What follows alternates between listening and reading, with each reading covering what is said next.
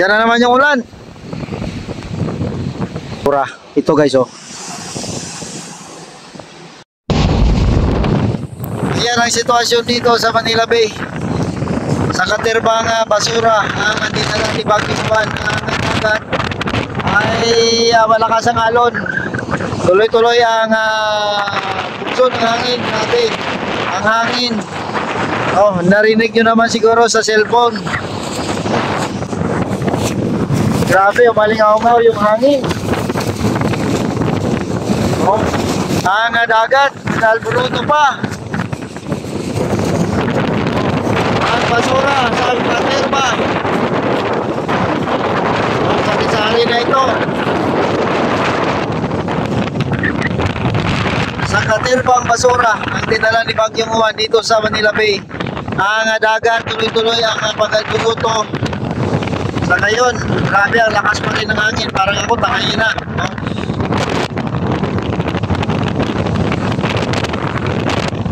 Diyos ko Lord, pangdolor, grabe na ito. O, tingnan yung hangin, ang niyog.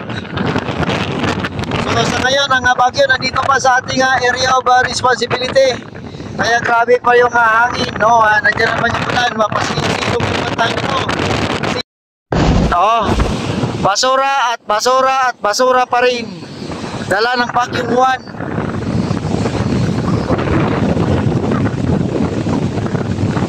So narinig mo yung narinig mo yung hangin. Ang tindi ng hangin.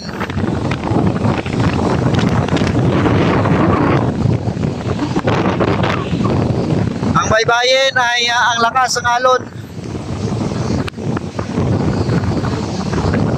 Oh. Ang Dolomite ngayon sarado sigurado kasi pag masamang panahon hindi nila yan binubuksan. No? Delikado.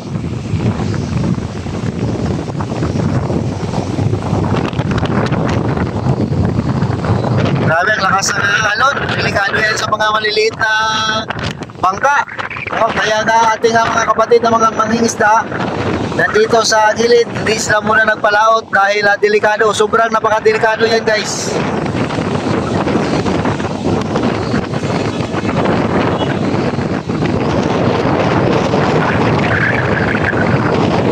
Okay, salamat dyan Oliver Magno.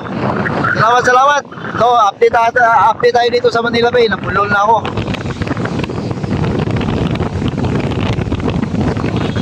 Sabing alon, ang lalaki oh. High low tide pa yan. Pag high tide yan, ako po, no? Yung dati guys, naalala ko, yung basura hanggang Ross Boulevard yan. No, ngayon, buti nga, hindi na masyadong pupunta sa Ross Boulevard yung basura. Pero dati, abot yan ang basura.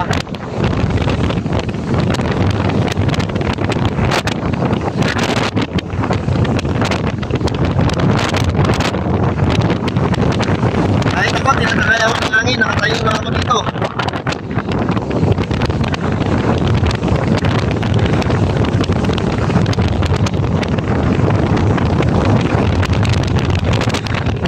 Grabe.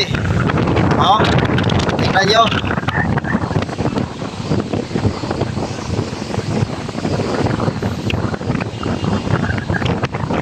Bugso-bugso ulan, pero ang lakas ng hangin.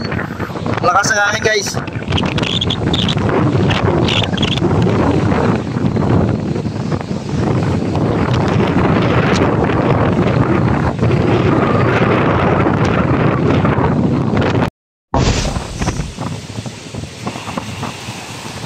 Yan na, lumapit na ako ng gusto. Yan ang sitwasyon dito. Grabe, ang lalaki ng alon, no?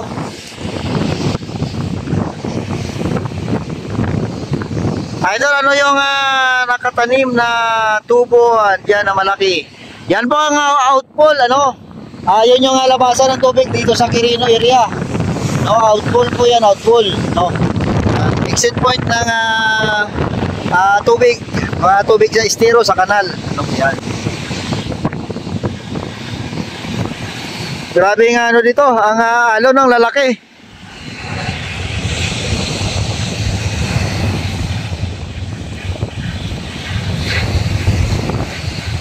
Yan na naman yung ulan.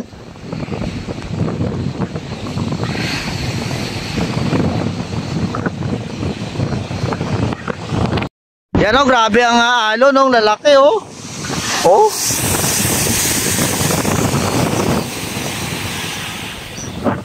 Ang lalaki ng alon dito. Oh.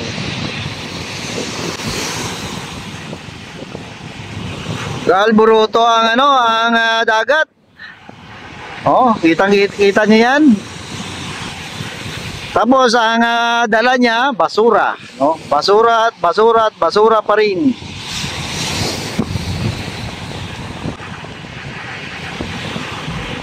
Buti low tide ngayon. Kung high tide to, pati yung mga Syro sigurado nandun yan sa Ruas Boulevard, no? Okay, like pa more tayo dyan. Oh, may naka-like din, ano, 18 likes na. So yung dagat, Nagalburuto guys, oh. Sana wala nang ulan para hindi na tayo ano dito, makatakbo, no? Kasi patakbo-takbo tayo eh.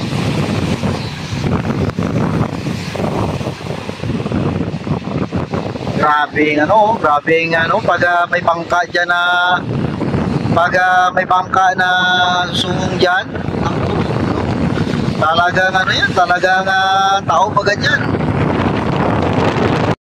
Delikado sa mga maliliit na bangka yan. Sasakyan pandagat, no? At yung basura sumasabay sa alon. Alon ng basura. Alon ng basura, ano? Yan, uminit na. Sana tuloy-tuloy na, no? Uminit na siya. Sana tuloy-tuloy na yung pag-init niya.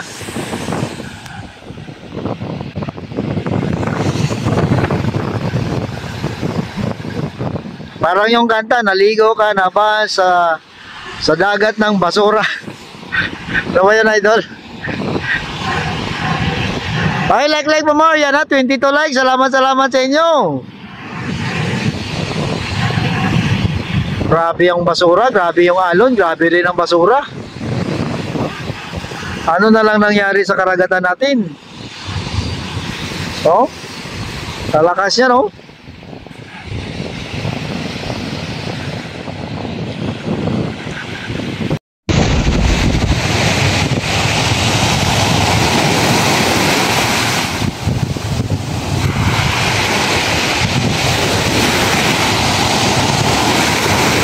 Grabing alon, oh.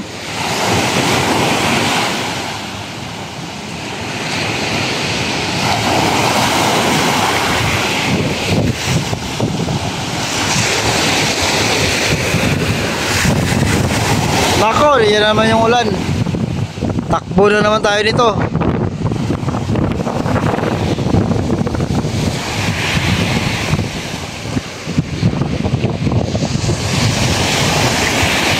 Nagre-record lang ako guys, ha.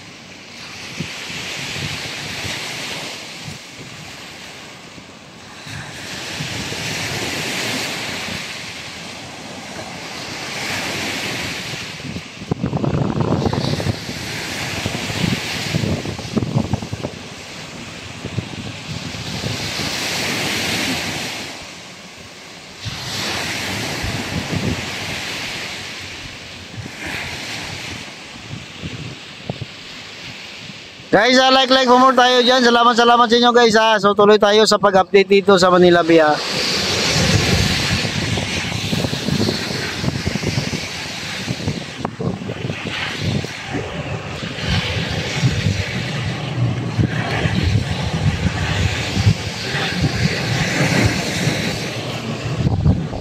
Grabe nga alon, no? Lalaki.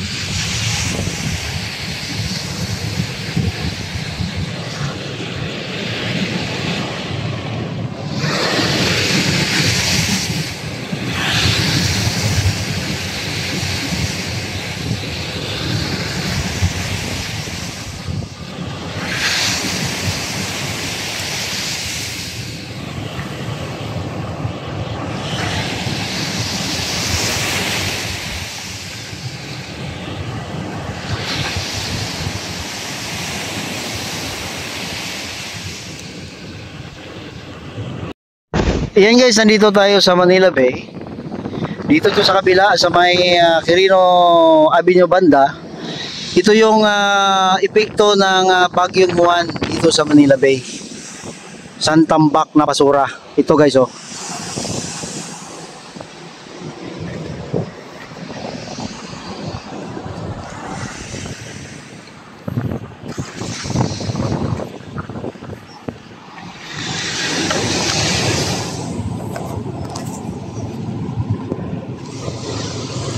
So kung napansin nyo, karamihan sa basura, styro, plastic, may mga chinilas, kahoy.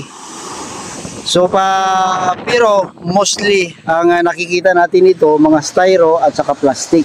Which is, sa guys, sa aking nabasa, ang styro at saka plastic, tumatagal yan ng 3 to 400 years bago ma-decompose, or umaabot ng 400 years, the same appearance pa rin ang makikita. Ibig sabihin, baka ang mga plastic na nandito, yung iba ay 300 years old na. At para sa information ng lahat guys, ayon sa akin din nabasa, yung pinakauna-unahang plastic na na-produce yung unang panahon ay hanggang ngayon nandito pa sa ating karagatan. So think about that guys, ano. So dapat sana ma-realize natin na ang basura ay wag basta-basta itatapon sa kung saan-saan.